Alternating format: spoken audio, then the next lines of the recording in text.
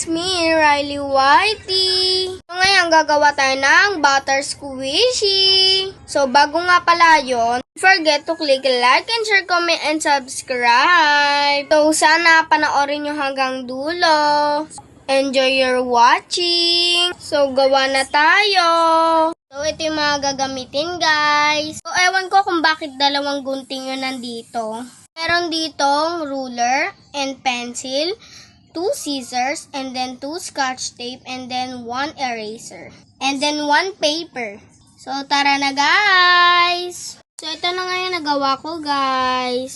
Susulatin ko lang dito yung butter, guys. Wait lang. Ito na yung butter. And then, nasa lamesa na ako kasi, guys, nahihirapan ako yumuko pag nasa sahig lang ako. So, kulayan na natin. So, ayan, guys.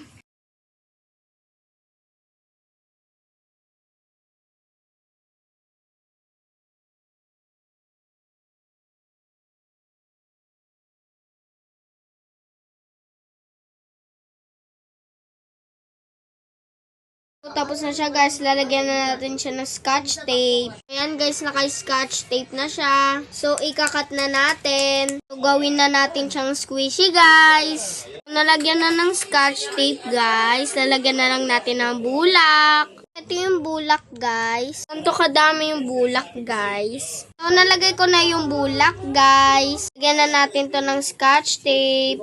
Tapos na yung butter squishy natin, guys. Natin i-squish, guys. Okay naman, guys. Mas-soft naman. Sorry, guys, kung maliit lang yung nagawa ko. Sa susunod, guys, gagawa kang malaki.